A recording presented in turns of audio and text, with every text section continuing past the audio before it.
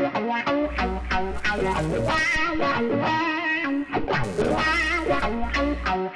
welcome back to another episode of the Grip It and Rip It Sports Podcast presented by Rolling Sevens. Today we got special guest Malik Mathews, I believe lifelong friend, right, Chris? Yeah, I mean, Malik and I have been friends since high school. Yeah.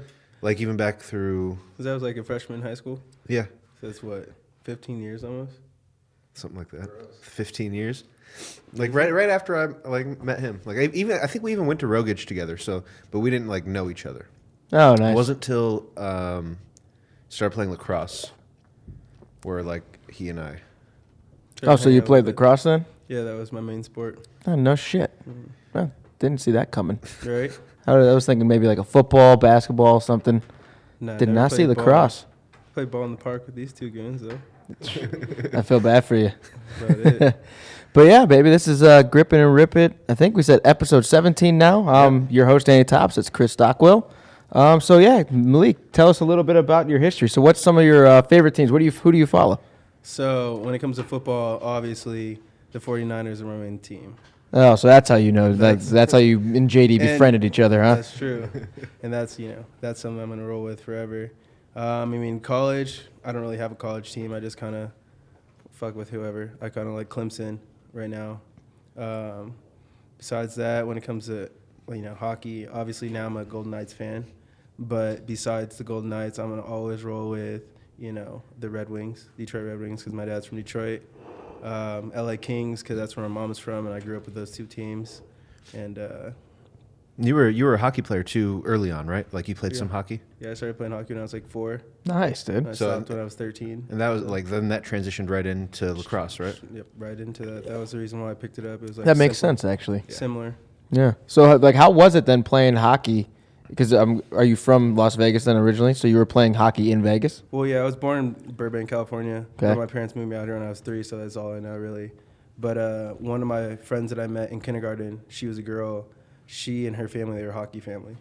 Really? So they gave me my first pair of skates, and after that, it was just like history. I played for a while. So I feel like before the Knights got here, there really couldn't have been that much hockey in Las Vegas. Now I'm ignorant to the little leagues if they have them. At but Crystal Palace, they had hockey. Did they? Hockey leagues, yeah. All the Yeah, time. we had like roller. I played on a travel rolling team. I played on a travel ice team. I mean, we have a lot of great athletes that came out of here, like Jason Zucker, you want to say it. He plays for the Minnesota Wild now. Mm-hmm. I played with him all through the whole time I played. Damn. So What position? I was forward, and I played defense mainly. Okay. So I just like flipped around a little bit, but defense was my main. That's awesome, dude. Yeah. What made you stop? It was starting to get I knew it was expensive for my family, and it was one of those things where I was always traveling back and forth. So it was just like I didn't really hang out with anybody here.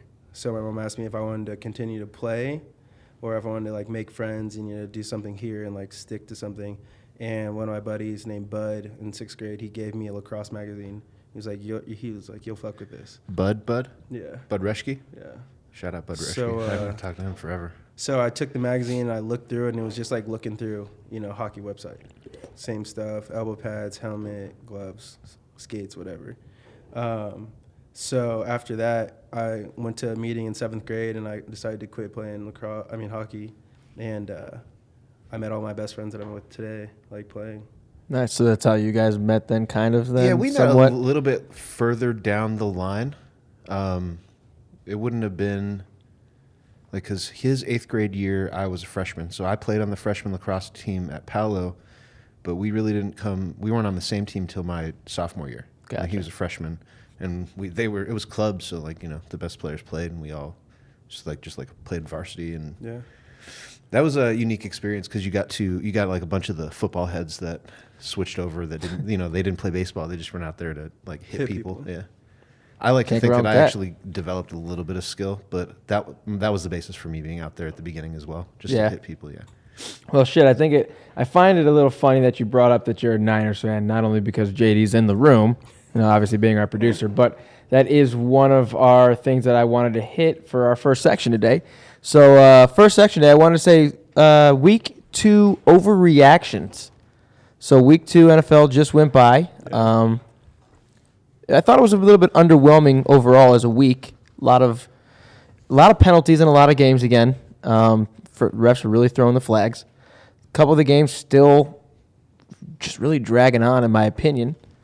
I mean, But I feel like it's a little soft now. Like they're starting to make it a little softer, and there's like so many technicalities, like the whole visor thing and like helmet thing. Like I think those issues are just like kind of stupid. yeah, it's Well, the fact that they're allowing them to use the tinted visors is a huge pro. Like, and you know, it's good for Oakley, it's good for the NFL, and it applies a little bit of swag to the game too. You know, the fact that they yanked Odell out on 3rd and goal, like that's ridiculous. yeah, that was a little excessive. Like, even if you have to have him make an adjustment, what's wrong with after that one? Exactly. Let him just, it was ridiculous to pull him out on 3rd and goal. But it's a pretty important spot for him, which he's really good at doing, being a red zone guy. So, well, there's a learning experience with anybody as, rules come into play and things are evolving. But I think you just have to be better deciding, like, in the moment what's right. And yanking him off the field on 3rd down, like,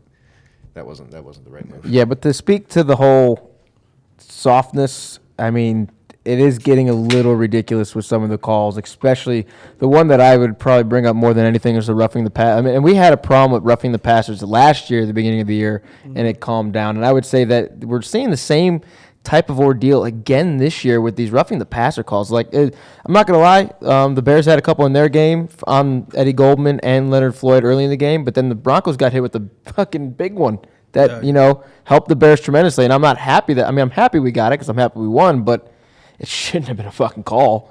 And Chubb got there at perfect time, drove Trubisky into the ground. It was a clean hit. But that's what you're getting now is these ridiculous penalties like that. And there's a lot of still where the game is evolving. These guys are coming back. These guys are sorry. No, you're good. These guys are having to reteach how they play the game, and it's different than when we played. And we didn't get into that in high school. He played football too. Oh. So he has a football background at Palo. And even then, how'd they teach us to hit? I mean, helmet right into the chest. Crown of the helmet, baby, right here. Everyone. Everything. You went through that too, right? Oh, yeah. Even when I went to, going into lacrosse, it was just, a transition where I started hitting a lot. And I was always small. I was, 145 pounds max, But I hit people super hard because I always put my head down. Yeah. The main way it was about inflicting them as much damage as you possibly could. You were taught to lower your hips, drive through a guy, and put your face mask in the crown of your helmet right here, right in between his numbers. And now the science is there. Now there's science that backs up that that's not. Yeah, we shouldn't be doing that. You can't do that. That's I feel like we knew that probably wasn't a good idea. They've probably known that for a while, but it works. That's not how we were taught, man. It works. But having to go back and actually change how you play and change how defense is really what's changing. That's what's changing. We've talked about it before where there's a huge gap. They allow the offense to just do whatever, and then the defense has to take a step back also. They're going to have to learn how to retrain how to play the game, man. It's a totally different thing now. But speaking of the game, overreaction. First one I want to hit. Lamar Jackson. I got to say, I wasn't huge on Lamar Jackson coming into the season, being this big passer guy. I thought he's a good quarterback. He's going to use his legs. He's going to make plays. Through 2 weeks, dude's been balling. He's nice. Dude's been balling. Now, let me ask a question. Do you think it has anything to do with the teams and the defenses that he's playing? Or is Lamar Jackson for real? You want to touch on it? I mean, I think Lamar Jackson is for real. I mean, in college, he won the Heisman. He was nice then. And, he's a runner. He can run with anybody that he plays with. As long as he has a good offensive line, I think he can do whatever he wants, So I think it's crazy now that he has, these receivers that can actually catch the ball and he has a chance to actually play without having to be a backup to somebody or worry about, Flacco or whatever being somebody that's going to take over his position. And there's definitely something to be said for the teams that they played in the straight, what was it? They played the Cardinals and the Dolphins so far. Okay, so underwhelming opponents. However, what more would you have liked from him? No, he's doing exactly what he should do against teams like that. When you are somebody that's a first-round draft pick as a quarterback, you are supposed to dismantle these inferior teams. And so far, that's what they've done. He's been highly accurate. He's throwing the ball on time. They're not even having to run him yet. Imagine, dude. Well, he ran for 120 yards last week. All right. Well, in week 1, he didn't hardly run the ball at all. Yeah, and they were up like 35-0 after the end of the first. The Dolphins are bad. I think that's a dangerous weapon if he can continue to find open windows. Now, we're going to see when they start playing, get into that conference schedule or the division schedule, how that's going to play out still, But from a what have you done for me lately standpoint, he's done everything and exceeded what he should have been doing in these first 2 weeks. And I'd agree with that. I'm more interested in seeing what he's going to do against, the Steelers, the teams that are going to have the defenses, the teams that you're going to need to beat if you want to make a playoff run. I'm curious to see what he's going to do in those situations. But he's scary. He threw for 250, ran for 120, which is the first time that's happened since Colin Kaepernick did it in 2013 versus the Green Bay Packers in the playoffs. And it's the first time in a regular season game ever. Yeah, first time in a regular season game ever. So, I mean, that alone in itself is impressive. And I think, and I would say that I would put this to the biggest reason to his success so far, Hollywood Brown. Dude, Marquise Brown is, he's looked real nice coming out of college, man. He's looked great in that offense so far. There's a reason why they took him so high. And he's not that big at all. He's real small guy. Small but fast. Kind of is a Deshaun Jackson clone, kind of. He's in that space, I think. I could agree with that. It's a pretty good comparison, I'd say. Which then leads us to the next one, Niner fan. Let's get your overreaction. What do you have to say about the 49ers, specifically last week and how well they played, but what you're looking at moving forward here for the rest of the season as well? I mean, me personally, no matter what year it is, no matter how good we are, how bad we are, I tell people we're going to the Super Bowl. So you're a Cowboys fan in a Niners uniform. Never that. Never that. This fucking But guy. no, it's like, I think that now that Jimmy G is back, it's super nice to have him. He's starting to get comfortable again. And a lot of people didn't think he was going to be able to come back and just be the player that he was, that they signed him for.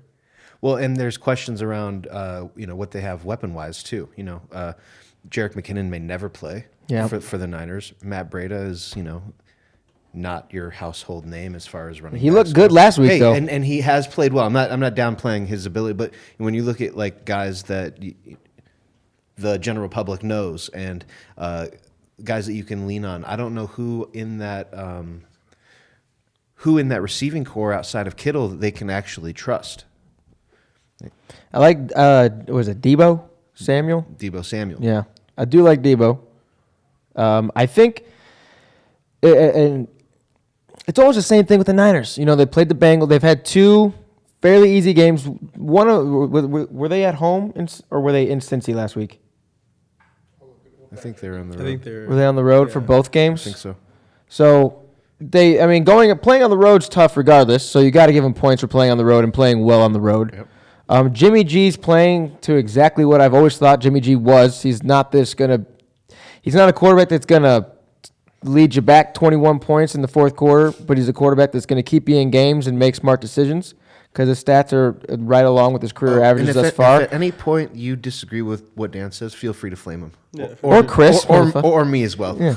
But both on the road. Yeah. But what I would say I'm actually most impressed with is just the overall game plan that the Niners have had. You're right. When you think of weapons, you don't have any on the Niners really. Nobody you really don't. Scares you. No. Who but scares you on that team? They've done such a great job of, first off, up front, give the credit to the big dogs up front, moving the fucking line of scrimmage. They're getting pushed every play. That's why Matt Breida was able to run for 120 yards on 12 carries. Kyle Shanahan's put in some great game plans for you guys thus far. Oh, yeah. And you're moving the ball. You're giving Jimmy G his best options to succeed. And if you could run the ball successfully, you're going to win football games. That's just the meat and potatoes of it. Yeah, no one's trying to do too much. Everyone's playing their part. Yeah, I'd agree with that. that. You need as a team, especially when you're not top dog. You don't have anybody that's stick out. You have a team that obviously have talent, but it's not the best talent in the league. But they all can still ball. Well, here's the thing that I think the Niners are going to run into problems with, and when I say problems, take that very lightly with a grain of salt. Sure. Is that the NFC West is a tough division this year. They are. The NFC West. I mean, I'm not high on Kyler Murray or the Cardinals, but even they look like they're formidable. They're not going to go down without a fight. They're by definitely any a means. team that you're not just going to walk over. Yeah.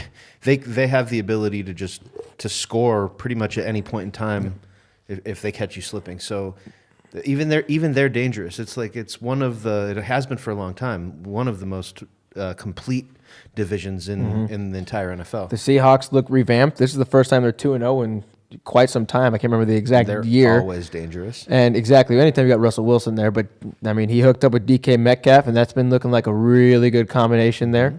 The defense looks nice again, and then you still have the Rams to worry about in that division. Defending NFC champs. So I mean, I think the Niners they look nice. I really gotta say, I think that they have a really good coach. I think they have some great, they got great depth, and they have some good pieces around Jimmy G, and they could make a good run.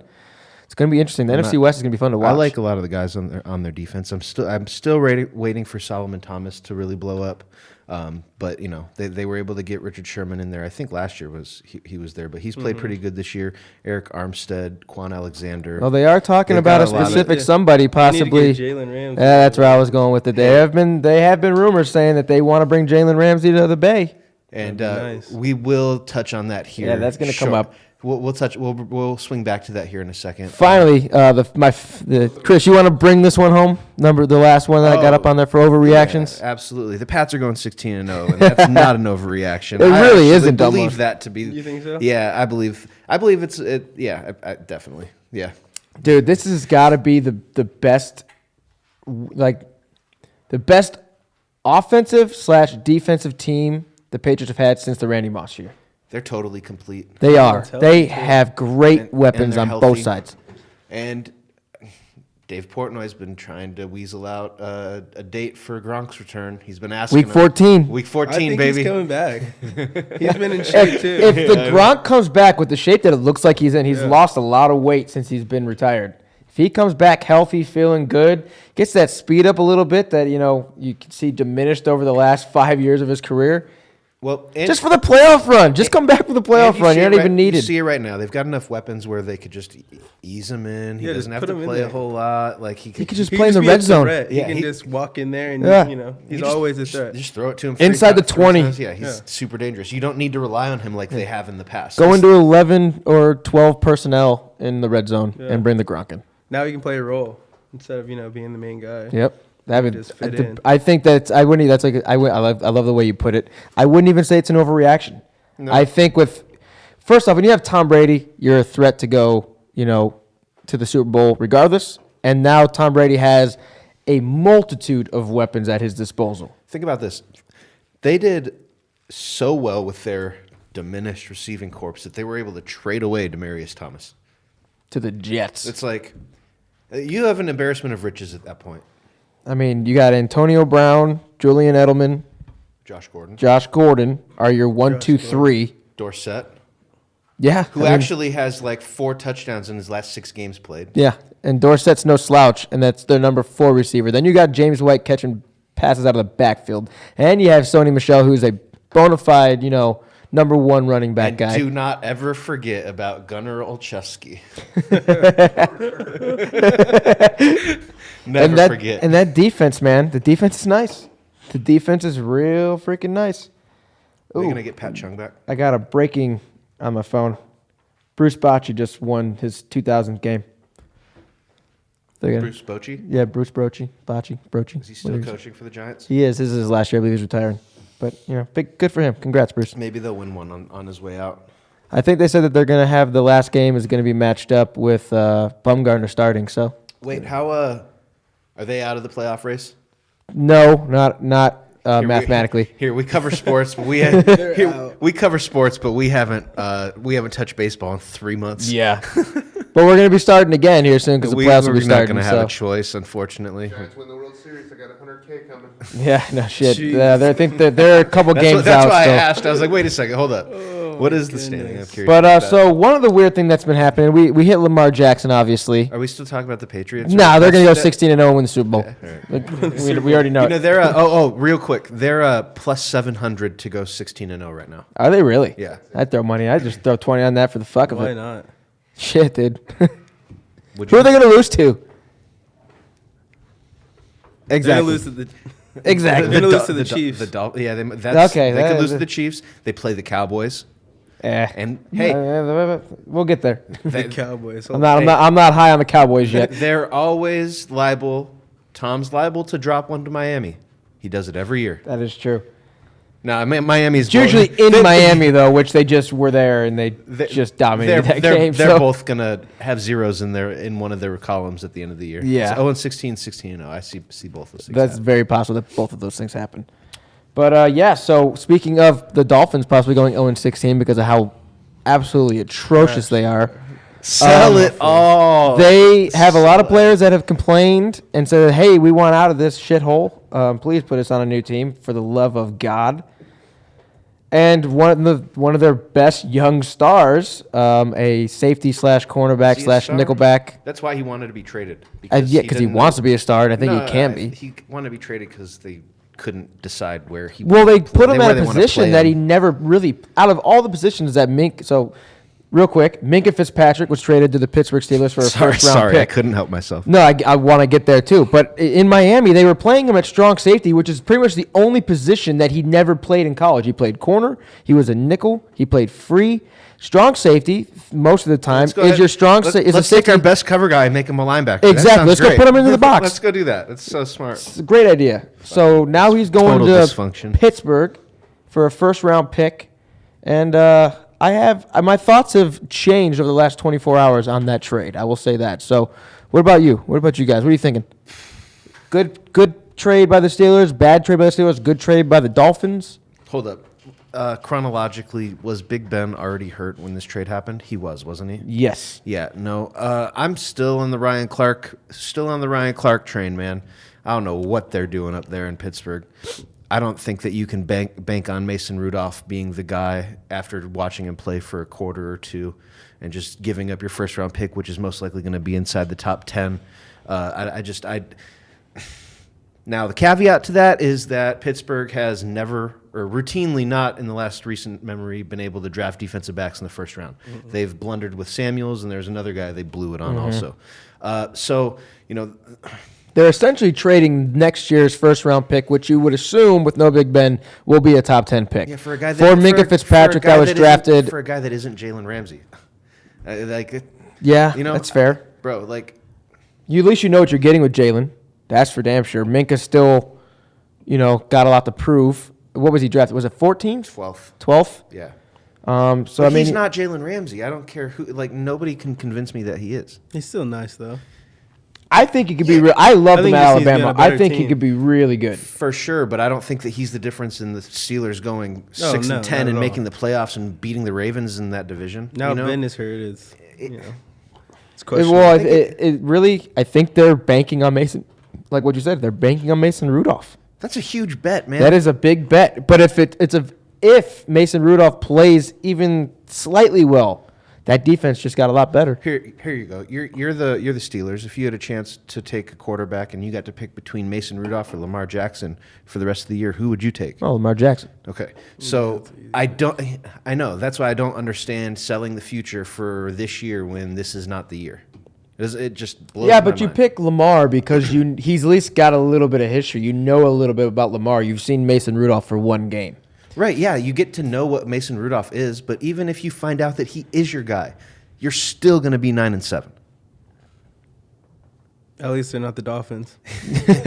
Yeah, no, that's true. Steelers don't tank, so. Huh? Steelers don't. Yeah, the Steelers That's don't tank true. either. So they're trying to still win. And it's not like Mike Tomlin went in and just rolled over and was like, "Oh, guys, we're done this year." I mean, with the defense that they've assembled there in Pittsburgh, I like a lot of the pieces that they have. They did a great job picking Bush in the draft this year. They have T.J. Watt coming off the edge. That's a great edge rusher. They got Minkah Fitzpatrick in the secondary. They have three guys at one at each level. Don't forget about Bud Dupree, Joe Hayden. That's what I'm saying. There's more than just that. I'm just talking about those three specifically that are young, possible stars in the making. I think T.J. Watt already kind of is on his ascension to that star status. Bush has, rookie stuff. He looks like he's going to be pretty good, and same thing with Minkah. But if Mason can be a game manager, now I know people hate that term, game managing quarterback, but it is what it is. When Trent Dilfer can win a Super Bowl, anybody could actually win a Super Bowl. If you just have a quarterback that can manage a game, your defense can keep you in it. I don't think that them offensively that they're good enough to have him manage their way to 8-8. Not with Dante Moncrief and. We're gonna find out. I'm not saying you're wrong by any means.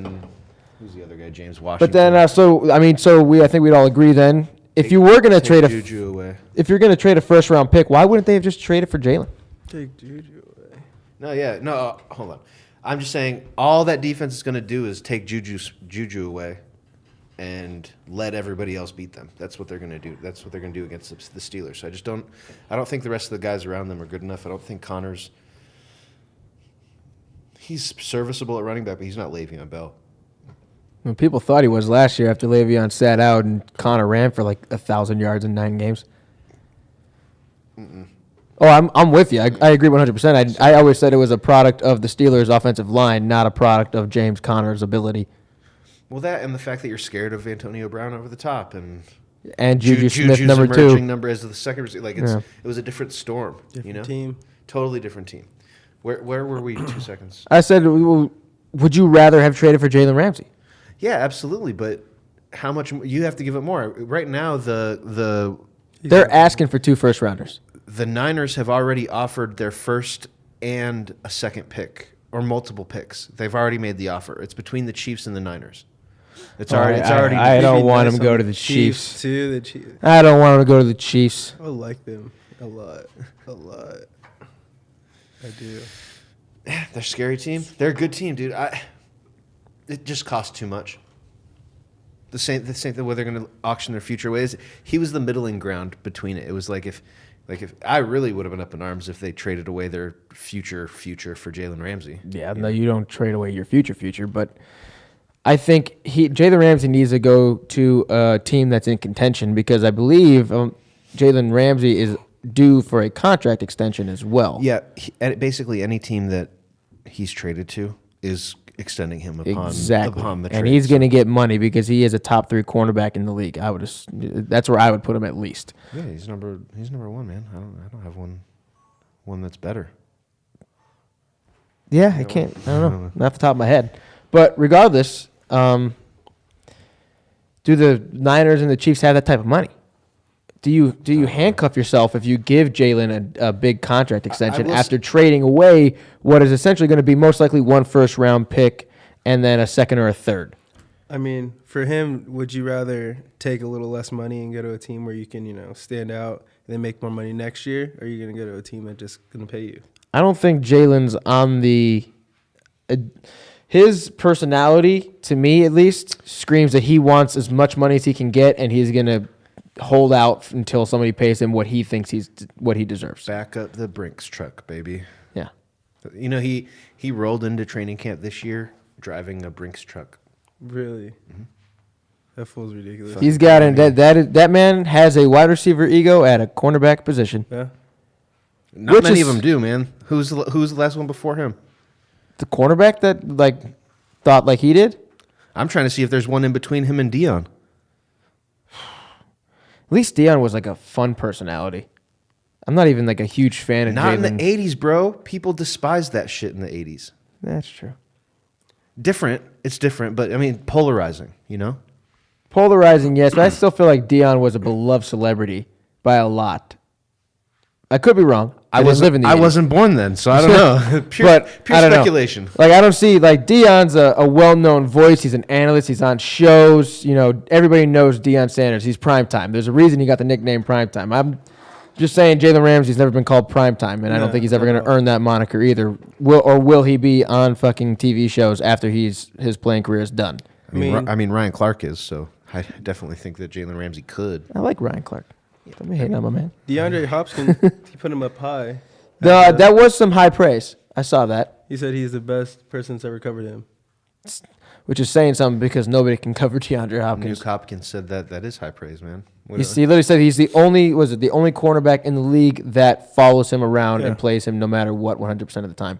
Which is, I believe, actually what started that Doug Maroney. So for the fans out at home that don't know why Jalen Ramsey's asking for a trade, just Marone. It's Doug Marone. There was a sideline altercation between the two of them.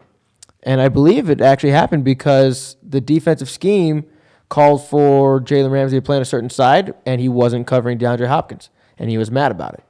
Now, don't quote me on that. Not sure if that's true. I've just been hearing that through the grapevine. Yep, and then on his way off, Jalen Ramsey said whatever he said, and then Doug Marrone got fired up. Yep. And now here we are. But he is going to play. He is going to play on Thursday. Yeah, most likely. Yeah, Like, they've already he's said a he's gamer. playing. He's going to play. So that begs the question. Pay-per-view boxing match. We got Doug Marrone versus Jalen Ramsey. Who wins? We got a 50-something-year-old Doug Marrone from the Bronx, Doug. New York. Yo, he played offensive line in the NFL. Doug Marrone ain't a small guy. yeah. Yeah, I'll bet on him. As I say, but Jalen What's that Ramsey, against Jalen Ramsey? you know, a little smaller, but peak physical condition. He's going to be in trouble if he gets his hands on him. So I'm saying, you know, I Little feel like scrappy fight. it's going to go 1 to 2 rounds. If Doug can get a couple good shots in early, he's got a chance. If he tries to dance and play Jalen's game, it's not going to work out well for him. Jalen's going to, Shut down. yeah. Jalen's just going to down. He's going to Floyd Mayweather him. He's just going to outbox him. Run around in a circle, you mean? Run around a circle, let Doug get tired because he's 50-something years old, and then he'll start, popping him once or twice. Because didn't Jalen get in a fight with, was it the Niners last year? I don't remember. Who was it? Jalen got in the fight with. He didn't look too good in that fight. I don't know if he ever actually fought growing up. I don't remember, but speaking of throwing hands, Drew Brees did have surgery today. Ouch. Poor Drew. Talk about a segue there. Jeez. So Drew Brees, I wasn't taking a cheap shot. I was just segueing. That's all.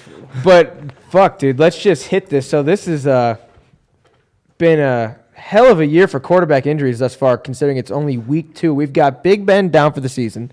Drew Brees out for at least 6 weeks, which I think we're going to get to here. Yep. Nick Foles went down week 1 with a broken clavicle. Mm-hmm. Darnold got mono because that guy fucks.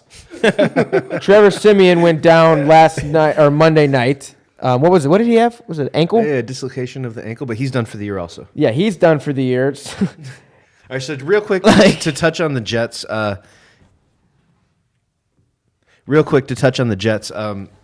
Yeah, Darnold went down. Yeah, Simeon went down. I came away very, very, very impressed by Luke Falk.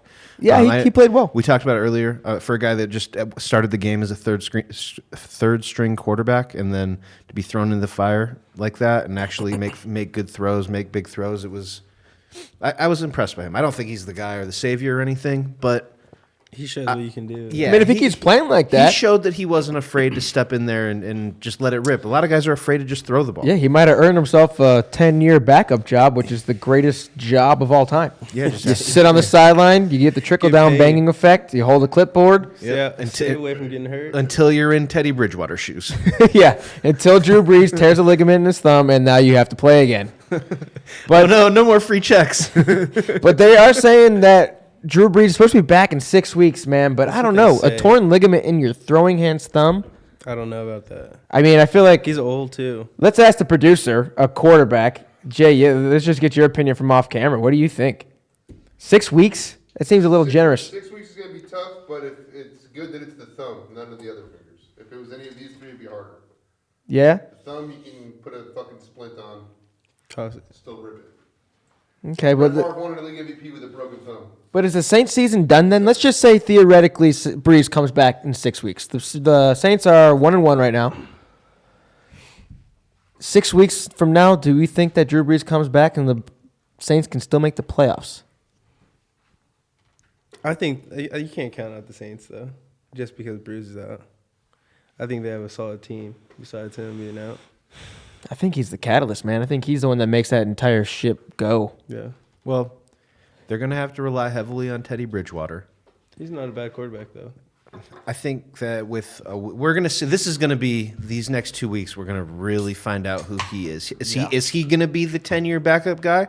Is he going to get a chance to start again, or is he out of the league after this year? We're going to find out in this 6 week window. Well, you're going to find out is he the 2016 when that horrific knee injury happened? Wasn't it practice? Yeah. Yeah, it was. Well, I think it was like 3-4 years ago now that it Yeah, happened. he- But is he going to be the Teddy Bridgewater of that year who kind of, I don't want to call it a breakout year by any means, but it was a He pretty was the good guy. year. He was the guy. He was supposed to be the guy going into that season. He was a Pro Bowler. I think he'll be all right after he gets settled in. You got to get comfortable again, especially being a starter now. They're gonna drop some plays for him where he's gonna be able to be effective. I think.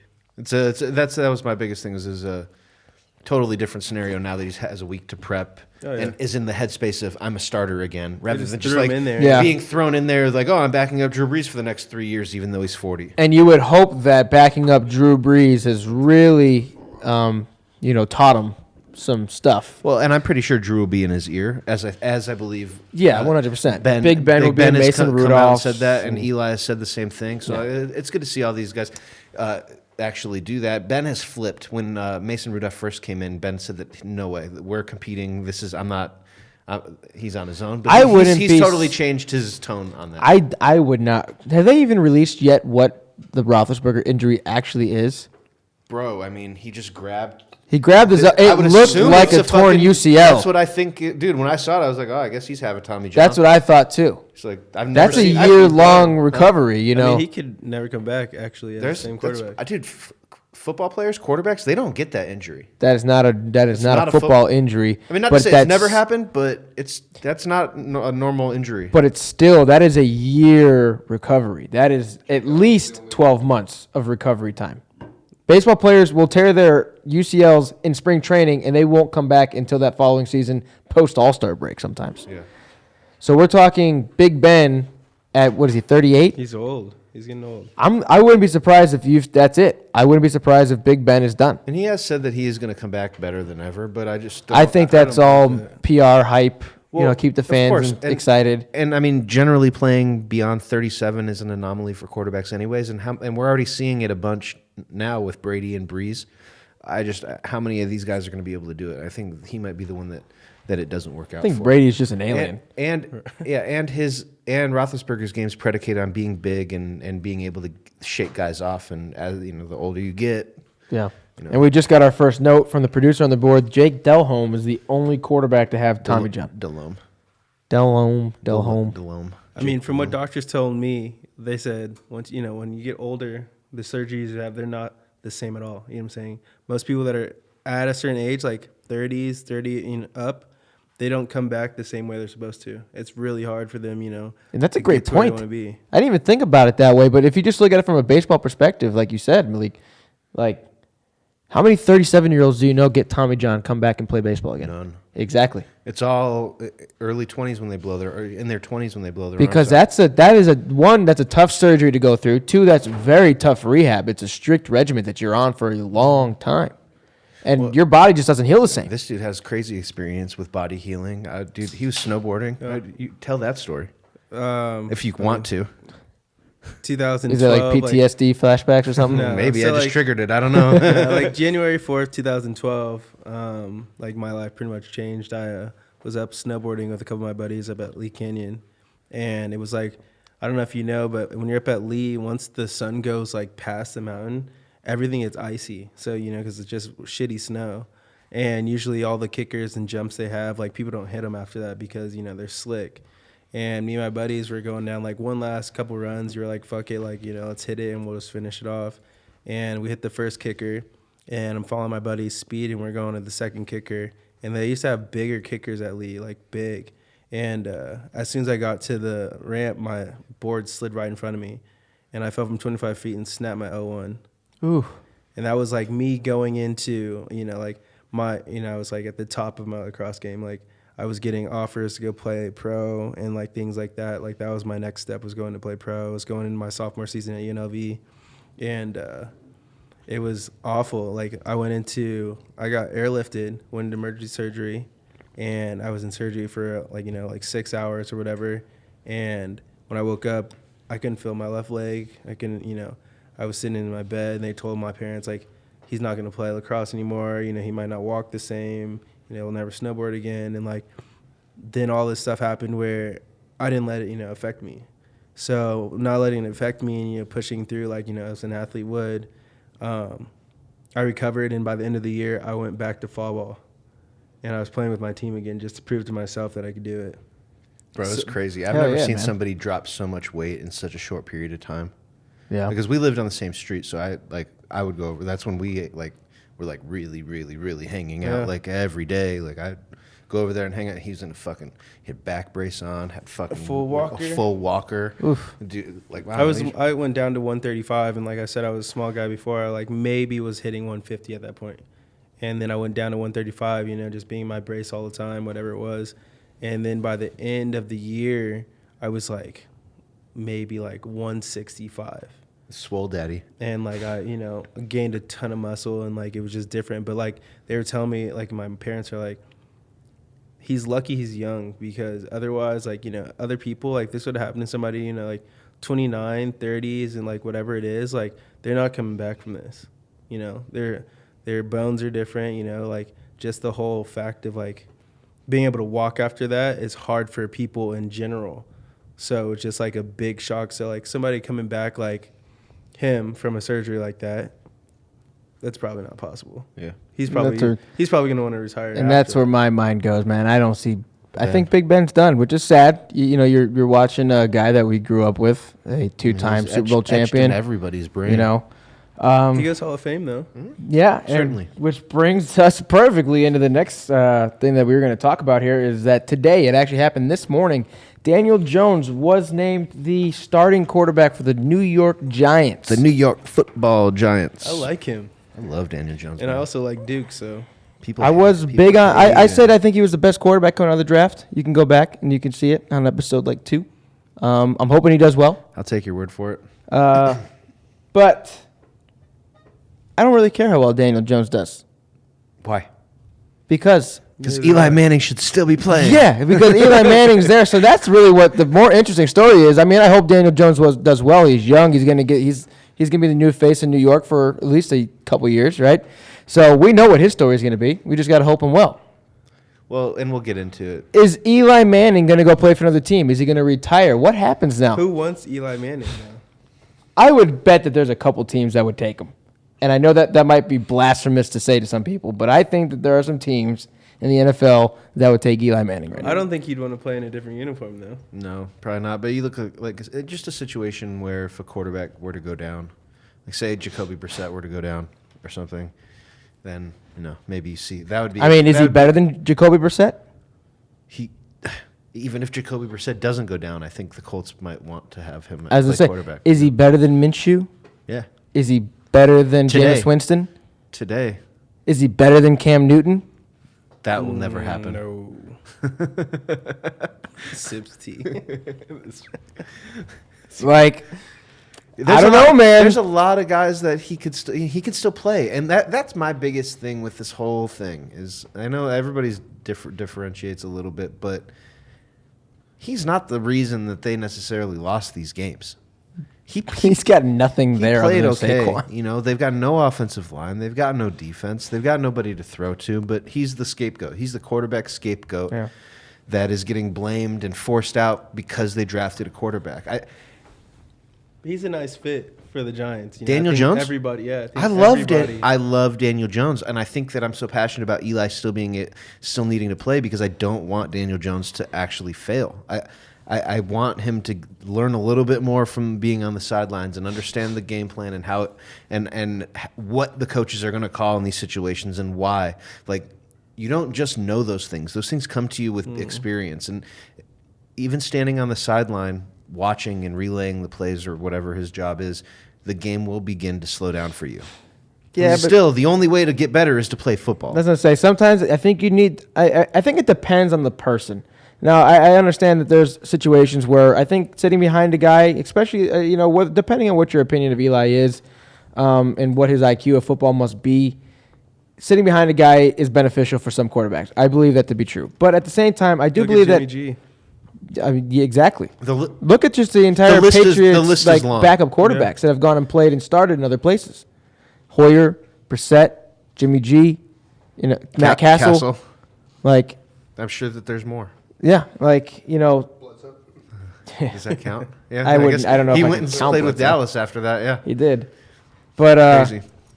I think it just comes down to mentality. If you're a guy that needs to be thrown into the fire because you're a game, like look at Baker Mayfield last year, got thrown in the fire, played pretty well for considering most things.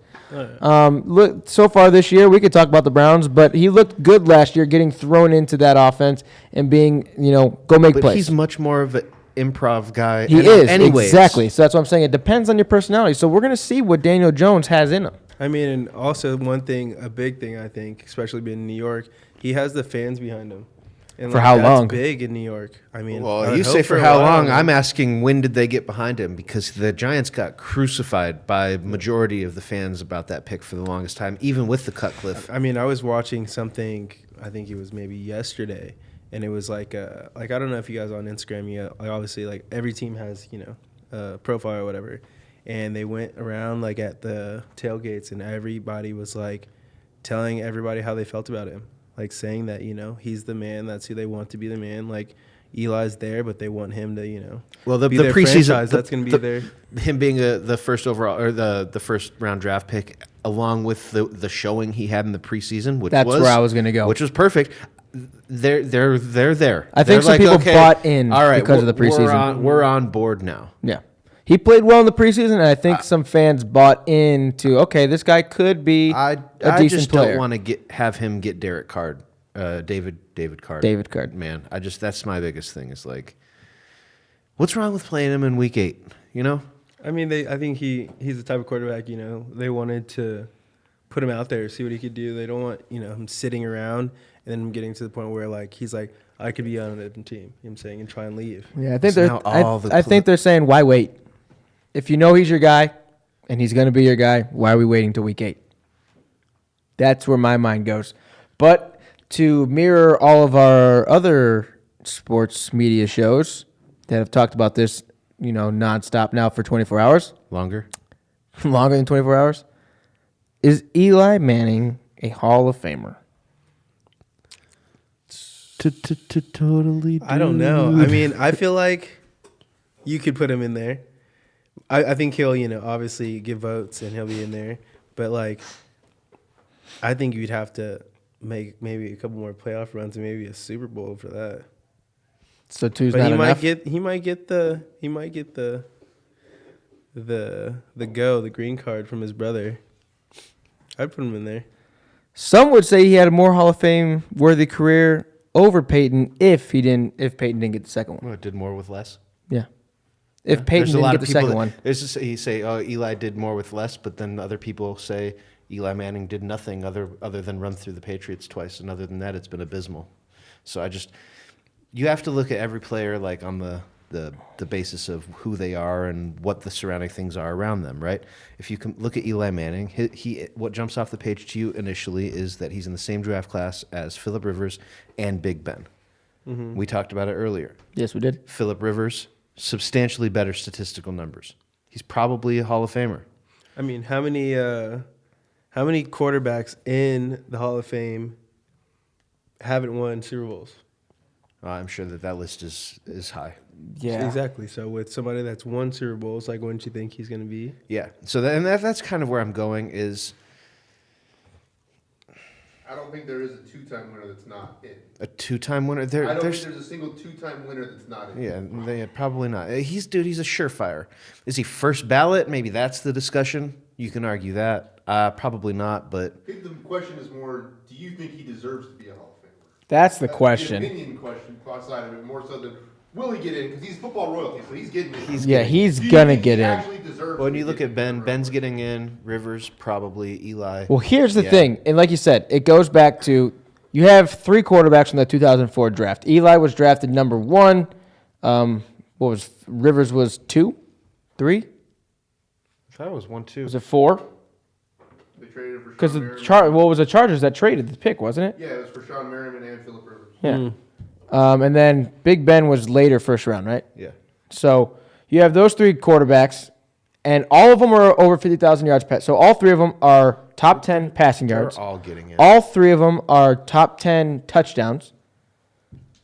And then you could just keep naming the stats. Obviously, Phillip Rivers is like the top. He's the best stat-wise out of all 3. Big Ben's the number 2 out of the 3, and then Eli's the bottom half, but number 3 out of 3. But he was extremely average for a lot of it. Now, is that based on the teams that he played with and the weapons that he had around him? Dude, there's so many factors. He played in the NFC East, first of all, so, the winner of that division routinely is 9-7, like forever. That's there's true. outliers, but that division beats up on each other. It's a tough division. You have a lot of good teams in the NFC East, and granted, I think he's been to the playoffs 6 times, Eli Manning. Well, yeah, maybe 4 of them were 7. first. It's either 6 or 7. Let's put it this way: it's 6 or 7. 2 of them ended up in Super Bowl runs. The rest of them ended up with first round exits. first game exits. Yeah. Yeah, he hasn't won a game in the playoffs outside of the Super Bowl. Those Super Bowl runs, he was phenomenal stat-wise. I mean, they had great defenses, obviously, but the teams that he took down, I mean, that's the reason everybody remembers it, is because he took down the Patriots not once, but twice.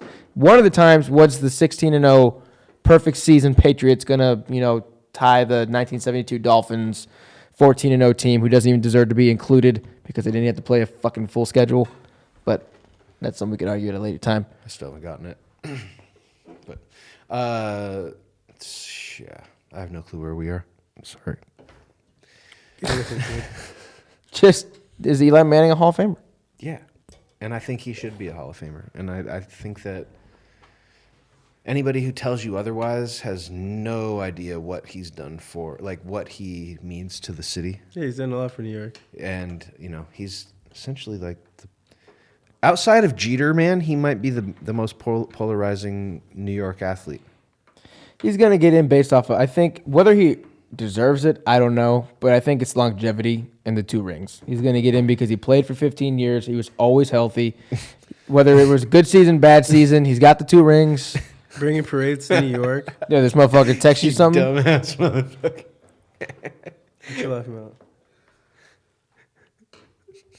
about? What? Let's see this shit. It's retarded. Stupid. Oh, we can't show that on camera. Why not? It's plastic. Because it's going on, I don't know, it's going on Facebook. We got people that watch us. Just blur that out. Yeah, just put a little blur on it. So with all the quarterback injuries, the Daniel Jones news, there's been a lot of quarterback shit that's been going on. Yeah, I really don't care about these 2 at all, either of them. Well, I mean, Hopefully they just get hurt more. I did say, I mean, Carson Wentz, Cam Newton, both been getting banged up first 2 weeks. Now, stat that I just want to throw in there, saw it on Colin Cowherd.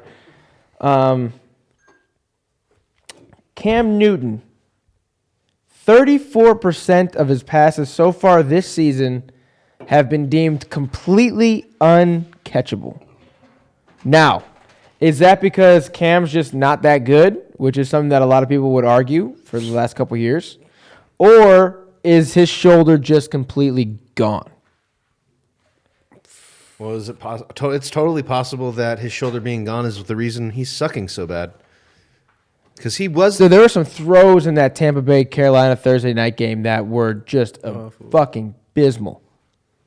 I mean, that's the thing. Your shoulder is a big deal. Like, I tore my rotator cuffs, like my junior year of high school, and it was always hard for me to come back from, like, I couldn't shoot as hard, so I started to, like, go straight to the cage. Like, that was it. For lacrosse. Like, I started to dodge and, like, go straight to the cage because I couldn't shoot. Like, I knew for a fact that, like, if I was going to shoot from outside, I was going to hurt myself. So I would dodge, go straight to the cage, and put it in. That was, like, how I changed, like, what I was doing. And recently, I was at the lake, which I go to all the time, and I was wrestling with a buddy of mine, and he's, like, maybe, like, 30 pounds heavier than me. And, like, at one point, he had my shoulder, and, like, this was, like, 3 weeks ago. And I woke up, and my shoulder was fucked up again. Like, I felt like my rotator cuff again, like, feeling, like, the pain that I had.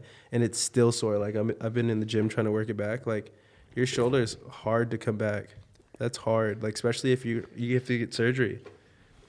I would get surgery on it. And at this point, he's over a whole year removed from the surgery. It's all downhill from here, man. I don't know. I don't see him. I don't see him being able to extend his career too much longer. I really don't. And it's kind of sad because he's like the most like athletic and multidimensional player.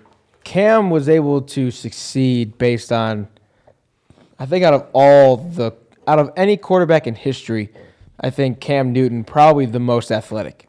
And I think that all of his success was based on what he can do just as an athlete. And his size. And his, exactly, 6'5", 240?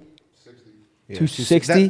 That's the biggest sign of all is that they ran that stupid, cutesy fucking play on fourth down instead of just letting Cam run power.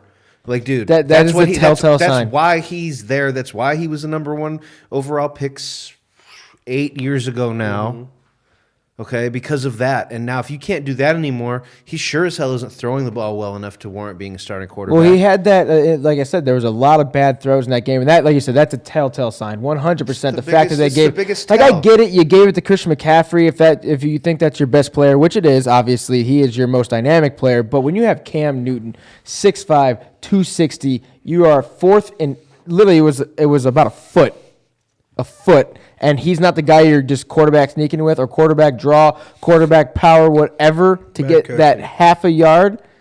Something's got to be. It just tells you something bad about coaching, it. Or they don't trust his shoulder. They don't want him to get hit. They don't want him to get hurt. Exactly. That's what his game is predicated on. Dude, there was, on that same drive, on that last drive, is it Samuel? Is that Curtis the name? Samuel. Curtis Samuel. He was running. He was manned up going down the right sideline. He had him beat. If Cam throws that ball, and I'm not saying when I say that Cam was never a good quarterback, Cam he just doesn't have a high IQ as a quarterback. Okay, it was well known coming out of college that he couldn't read more than half the field. Okay, they broke down his reads to, you're going to read this side of the field. You got one read here, one read there. Check down or run. Exactly. Cornerback, safety, decide what they do. Check down it or run it. Okay, everybody knows it. That's written. That's truth. We know that's how it was. He had Samuel on a go route down the sideline that would have opened up if he had put that ball in a good spot on the run for Samuel, and he underthrew him by like fucking 7 yards. And it looked like he tried to put some oomph on the ball, too. He stepped up into the pocket. He put all of his weight onto that front foot, and he was trying to let that thing go, and it just didn't get there. See, this is what I'm telling people this all the time. Like, when tell I have kids, tell him. Like, when I have kids, like, hopefully I have boys, I want my sons to be able to, come out of the pocket, throw left and right. Like, they should, at a young age, come out, throw left, throw right. Like, it's doable because, I play, like I said, I play lacrosse. So, like, lacrosse, you need to use both hands, lefty and righty. And, like, as a person that's right-handed, playing with your left hand was so hard at the beginning. Like, sitting there playing with it, no matter what, like, it was not the same. Having to catch lefty, having to throw lefty, it's so different. Like, so it's just, like, reps. Like, if you do that as a kid, like, growing up little, if you're throwing lefty, lefty, lefty, lefty, switching righty, righty, righty, you're going to be able to do both. That's tough. Being at that ambidextrous. I was having this conversation with Zach Newman. I don't know if you remember Zach Newman. Him and I actually just reconnected. Oh, okay. He and I are hanging out and, like, kicking it. We're best friends again. Yeah, pretty proof. Back like middle school. He's got a son. Wow. And he's telling me about how, like, he's like, dude, he's like so ambidextrous. He's just like, he'll like throw things with both hands. And he and I were having this conversation. I was like, dude, when you get him into like learning how to play catch with baseball, like just get him 2 gloves and just the first day you go out and you throw righty. That's what I'm saying. And then the next day, at 3-4 years old, you're not even gonna think about, oh, it's different than last time. You don't know. Different. So if you were to, and granted, that's a lot of conditioning from the parent and like a lot of. And like, do we even know if they don't know? That's like, a lot of involvement. The kid might actually realize that one feels more. Well, one is gonna feel more natural than the other. Yeah. Well, what I've noticed right now, like, so I have a nephew right now. He's 2.5. He turns 3 in November. My middle brother has a son now. Trey. And he's like so advanced, it freaks me out because like I never realized like how fast we develop as, youth. Like I've never noticed that until like being around him so often. He speaks so much and like he catches up on everything and he has full conversations with me now. Ask me how my day is, whatever is going on, but like when we're playing, like I'll throw something at him. He throws it with both hands. Whatever hand is closest to him, he picks it up and throws it with. He doesn't really know yet, But like that's what I'm saying. Like he'll pick it up. Like if I throw it and it's on the right side of him, he's gonna throw it on the right side. But if it's like closer to him on the left side, he's just gonna pick it up and just throw it back. He doesn't matter. He doesn't care how far it's going. He just is trying to throw it back to you. So you definitely develop one like a dominant hand, but if you're conscious of it and start it from the beginning, I don't think there's any way. Like, you should definitely be able to do that. Well, and it's funny that you say that you want him to throw left and right-handed because a couple years, this is a little bit ago now, I want to say about 4 or 5 years, I think it was actually me and Jay were sitting, on the back end. We just got, like, pick of the week on that. we were watching, who was it, Jay? Was it Louisiana Tech that had those two quarterbacks, a righty and a lefty? Yeah. It was Louisiana Tech, wasn't it? Or UL Monroe. UL Monroe. It was University of Louisiana Monroe. And they had two quarterbacks. They had a righty and a lefty, and they would have sets in there where it was like a split back set. So it was essentially, I would call it maybe 11 personnel because one of them was like a running back essentially, but they were both quarterbacks. And one could roll out left that was a righty, and one could roll out right that was a righty, one could roll out left that was a lefty. And I've always thought in the NFL, if you could get a team that had a good righty quarterback and a good lefty quarterback, that would be an interesting offense to run. Yeah, it doesn't work. McNabb and Vic could have done it. They could have. They could have. Are you you don't think McNabb and Vic on that Eagles team, if they would have been put into some split back sets and the center either hikes it left or hikes it right and the play gets rolled out to that side, and the other quarterback is in a pass pro and they have to pick up a block, which is something you probably don't want, but No, you run some mesh with it or some veer. No, I think that it totally would be dysfunctional and it would just be I think it'd be awesome. But why haven't they done it yet, Dan? Because I'm a I don't fucking think genius and no one's thought of it until me. You think anybody's thought of it? Dude, I just dude, there's something to be said about having command of the offense, and like these teams that win games, they're a unit. And if there's any type of You want one leader. Yeah, if there's any type of I think it's more doable in today's NFL. Imagine the run-pass option. Imagine RPOs with Mike Vick and Donovan McNabb in the backfield. I can envision it. I'm not worried about them handing the ball off to Donovan McNabb. I'd be fucking worried about them handing the ball off to Mike Vick. I'm fucking inside zone. Are you? Are you really that worried about it? It's Mike fucking Vick. Yes, I'm worried about it. I don't know. Hey, look, you know what? Why don't you take your team and go ahead and roll out the two quarterback system, and I'll go ahead and just roll out one guy. You give me two guys, I would love to do it because I think it puts the defense in a bind. You have to play for the specific type of quarterback that's going to be, getting the ball. Hamstrings you and kind of tips your hat and kind of isolates one side of the field. Well, we couldn't run like a 30 personnel. We couldn't put a running back in the backfield, like almost like a pistol or a wishbone. So you set them, you offset the quarterbacks with the running back behind. This motherfucker's coaching defense at Del Sol, and all of a sudden he's an offensive guru. What? Hey, you know what? Fucking guy. You know what? I like that idea. I'm gonna have twins. I'm gonna coach, and I'm gonna coach my twins. On the same team all through their life to do the same thing. I'm just saying I would like to see it. I'd like to see it, and if it ever fucking happens in real life, I'm bringing it up. You're never gonna live that shit down. Win the Super Bowl, man. Go back to this podcast. Right. You'll have the honor of being on this, like Dan, the orchestrator of the two quarterback lefty righty system. Fuck yeah. There's the Saints are going to do that this week. At least we have it on tape, so if it ever happens, at least we get to lay claim to it and say that we talked about it on here first. Sure. That we do have. It's all you, bud. Okay, fine. So you're giving me all the credit? Good. Yeah, totally. I told you that I would not do that. Mistake. But now we get to talk about everybody's favorite topic for about 5 seconds. Yeah, everybody's fucking favorite topic.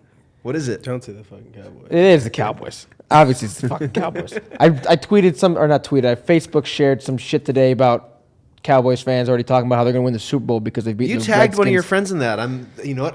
Because he's the dude that always is talking about the Cowboys. I'm happy that you respect me as a legitimate observer and didn't just throw me into that fire as well. You didn't just lump me. You just didn't lump me in with the rest. of them. You know too much football. I respect you more than man. that. Devon's Devon's going to be a guest. He's supposed to come on. He was going to be on for week 1, but he is busy. We're going to get him on because I want to talk shit to a Cowboys fan. That's not you because, like I said, I respect you too much and you know too much about football. I can at least hold my own. Exactly. Devon is just going to get crazy. We can talk about the Bears if you want, but I don't want to. So we're 1-1. The fucking Eddie Pinheiro, baby. We got a kicker. He never loses this. I love how we didn't have any Bear stuff on there, and you casually talked about them in minute 17. You're like, oh, yeah, but nobody asked you about Trubisky today. I mean, I'm glad. But the ref, I brought up a great point with it. It wasn't like I just brought it up out of nowhere. Dude, I know. We're just... Yet here we are, Cowboys fan in the back, and we got fucking Cowboys shit up here. Well, what are we supposed to do? Not talk about them cutting Taco Charlton? Does anybody give a fuck about Taco Charlton? I don't give a fuck about the Cowboys. Maybe. But it all happened today. If y'all cut Leonard Floyd today, Leonard Floyd is would be 3 talking times the about man Taco Charlton And is. they were both first-round picks. Yeah, and All right, one's so- good and one's at least hasn't shown You that understand he's good. what I'm talking about, man. It's, I know, I'm it's fucking with you. newsworthy. Fuck. God damn it. But What are you saying? I can't hear you. He said Leonard Floyd's 3 times the man that Taco Charlton ever was. Probably, but that's not the point I'm making. It's funny though, because I was actually going to speak kind of highly of Taco, but then that took a totally fucking right turn. But so Taco Charlton was released today. Yeah, he was exactly what they thought he was when they drafted him in the 28th with the 28th pick. I mean, All right, Denny Green. he gave them 4 sacks in 2 years, and Did he was ever like really get the middle of road. chance to perform though? He did play a little bit in the second half of the year last year, and he did That's- play well, but he didn't. He's not a guy that really threatens the line and rushes the passer well. You want to play him on early downs in your base formations. He's going to, stand tough against the run. But did he and ever create actually problems, have a? I mean, was he ever actually a starting? Well, you've got to edge rusher. You've got to understand the depth that they have there, man. The reason they were able to cut him is because they're activating Robert Quinn, and they don't even need the help. So Well, that's what I'm saying. Robert Quinn isn't even. Is he even? Because it's right now. Who are your edge rushers? You got DeMarcus Lawrence and Tyrone Crawford. Yeah. which both of those guys are $10 million a year guys. So I mean, Robert Quinn obviously is He's just a a couple spell- years removed he's from a spell being guy. all He's- pro yeah. Pro Bowler, but I'm mean- not saying he's going to come and get 10, 12 sacks, but he's the reason why you cut Taco, because you need to make space. Where else are you going to make space on that team? That team is deep. I think this And they have injuries don't- in the secondary. I don't disagree with any of the points that you made thus far. I think at the moment, DeMarcus, Tyrone, and Robert Quinn all better than Taco. And, yep. I just don't know if Taco's really gotten his opportunity to shine, and I wonder if because he's going to get picked up. He's not just going to clear waivers and then not sign with somebody. I wonder whoever gets Taco, if they're not, that might be a diamond in the rough. I don't even think it's that obscure of a find, man. I think that any team that has any uncertainty outside of their top 4 players, like He'd be a good guy to bring in. You're going to turn the wheel. You're going to spin the wheels on It's Taco a former Charlton. first round pick. You got to give him a He's chance. 2 years removed from it, bro. It's watch Redskins, something like that. Redskins, Giants. I could see it. They always just spill right over from the Cowboys right over to those other teams in the East. So Always picking up your guys' scraps. yeah, I mean, you look at Stephen Bowen. There's other situations too. But But, when in doubt, he has so- a place in the Dolphins. What's up? I said when in doubt, the Dolphins will pick him up. Yeah, and Be part of the rebuilding process. The Dolphins couldn't spin, they spin the could. wheels on him. They totally could use a guy They like shouldn't, that. but they could. Why shouldn't they? Because if they want to rebuild, why go and spend money? Because Taco Charlton's going to command at least a couple $1 million. Yeah, but he's not. I mean, what do you get him on a 2-year? But then I guess that's a fair point then, because I mean, if you do bring him to Miami, he's going to play. Yeah, and you're going to see what you're going to get and from him. If he leaves, you get a compensation pick. True. So So bring I him guess in on a I one-year, guess who that's cares? fair. That might not be a bad deal, but then I guess He's going to help somebody. so. Some bad Cowboys news. Yeah, this is actually not good at all because he's looked really well. Like, Gallup. really good. Michael Gallup. Michael Gallup is out for 4 weeks. Yeah, they're saying 2 to 4, but I expect 4 to 4. 6. Because it's a knee problem, isn't it? It's a scope, so it's real basic procedure. They just cleaned up a little baby cartilage in there, but there's no rush to get him back on the field either. They're deep. They're super deep. I don't know if you know this. I'm but still interested to see what's going to happen when the Cowboys play a real team. I don't know if you know this, but they're not playing a real team this week. They're fucking not. Who are they playing this week? They're The my Dolphins. pick for last man standing. shit. Smart pick. I hope. If they lose this week, They might lose this week. Who knows? We should really get fucking hope we should get them to sponsor. We should get Twiddle to sponsor this with the Survivor League, and we talk about the Survivor League every week. just as like John and Margaret's. Yeah, John and Margaret, baby. Last man standing. You can join for Brought $5. to you by. We'll get that shit up to the couple thousands. Then we need a cut. 14. 14. Okay, so minutes. yeah, Michael Gallup's leading them in receiving yards and catches. So, what does that tell you, Dan, about Amari Cooper? You better show up. Thanks. Thank you.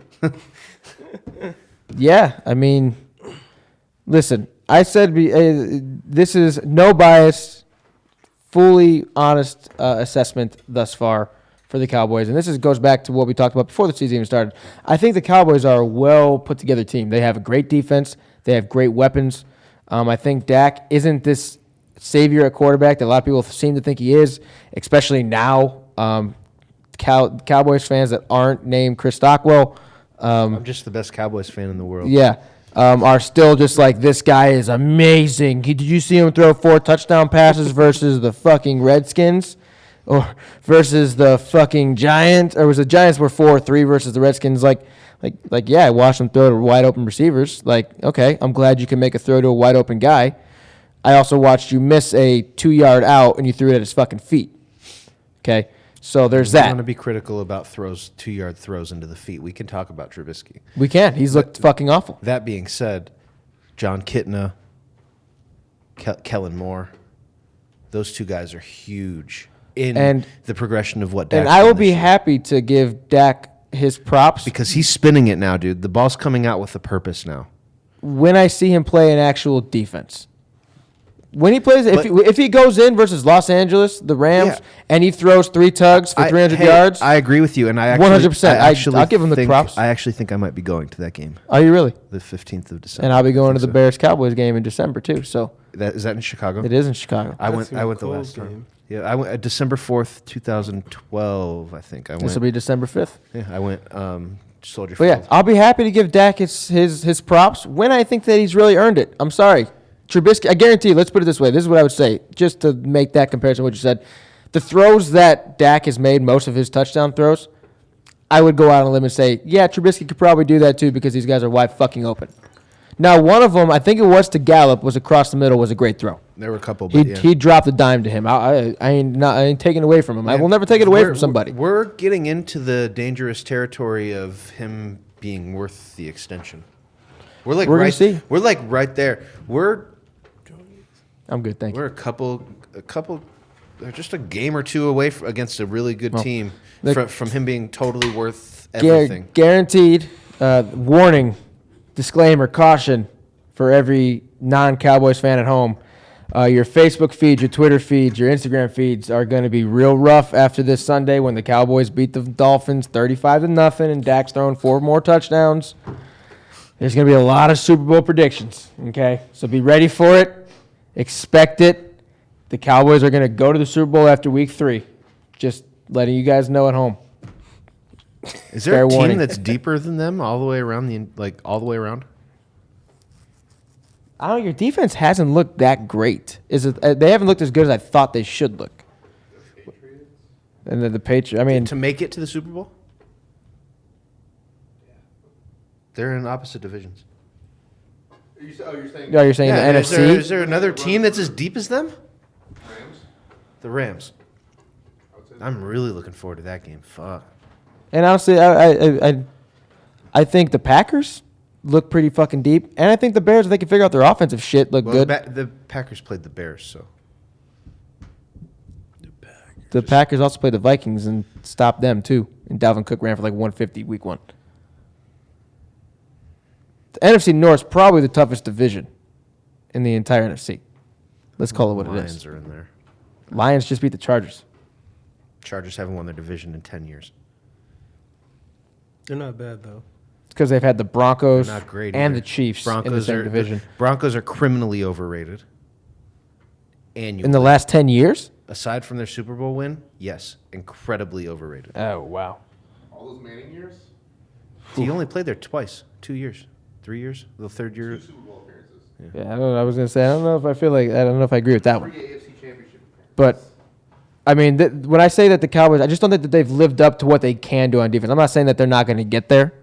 But, like, when it comes to top-tier defenses, you could already see if the offensive woes don't fucking figure out in Chicago, the defense is legitimate.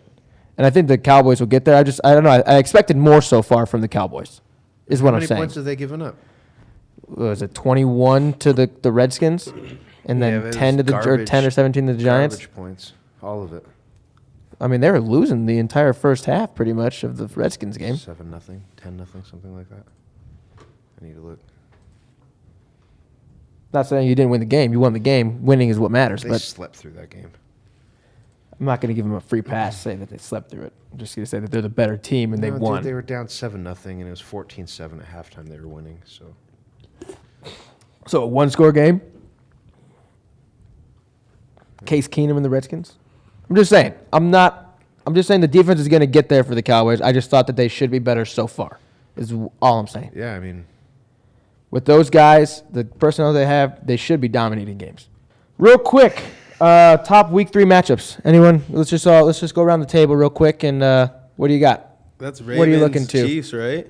That's gonna be a huge game. It is. big time game. Ravens, Chiefs. I mean, I'll even say Lions, Eagles might be a good one. I'm looking forward to that Oakland Vikings game. Oakland Vikings. Mm-hmm. Yeah, I just. Why Oakland Vikings? What are you looking for specifically in that game? I just want to see Oakland more, man. For whatever reason, I hate them, but I like Derek Carr a lot, and I like the running back that they have, and just curious to see what they can do against a top tier defense.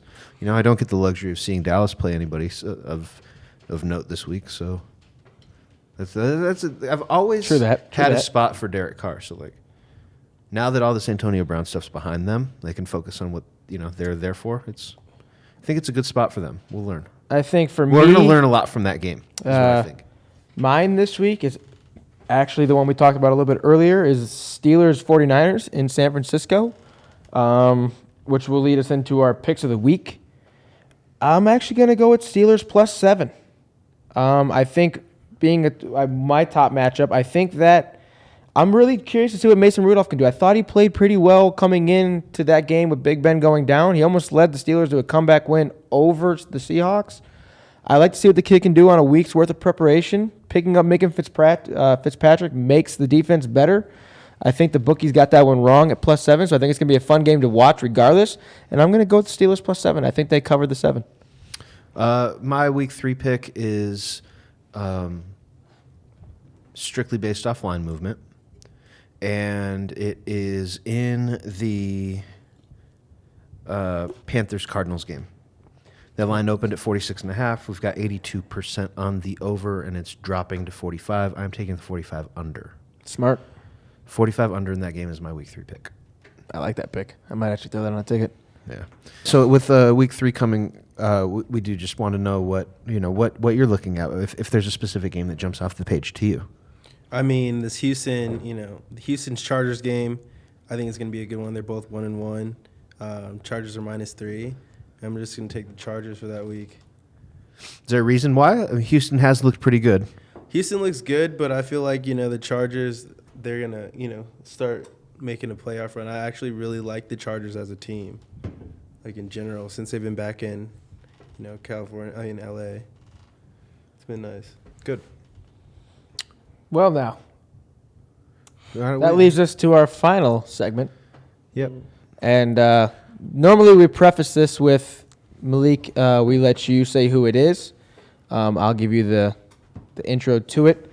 But today, it is a fairly serious one. So I say we just get it out of the way, and then we just leave because it doesn't deserve any more talk than that. Yeah, so today's biggest piece of shit of the week, and when I say literally biggest piece of shit, it ain't even a fucking joke this time. This is literally the biggest piece of shit of the week. Malik? Felipe Vasquez. Felipe Vasquez, you are fucking disgusting, perverted piece of shit. Just a horrible human being. Good riddance. MLB career done. Goodbye. Later. Grip it and rip it, baby. Follow us on YouTube, Anchor FM, Spotify, iTunes. It's a shameless plug right after some. Hey, thank you. Thank you, Malik. Thank you for coming out. We appreciate you, brother. Thank you so much. And we hope to have you on here again soon. We'd like to bring everybody back. So thank you again. Guys, we are on all the different websites now. We're on Apple. We are on Spotify. We're on Anchor FM and all their fellow platforms that they put it out on. So please go give us a like, follow. And if you want to look at our pretty faces as we talk, you can go check out our YouTube as well. Make sure you like, follow, and subscribe. Anything to add, Chris, or did I miss nothing. No, you're good. And hopefully next time we talk to you, we have a sponsor.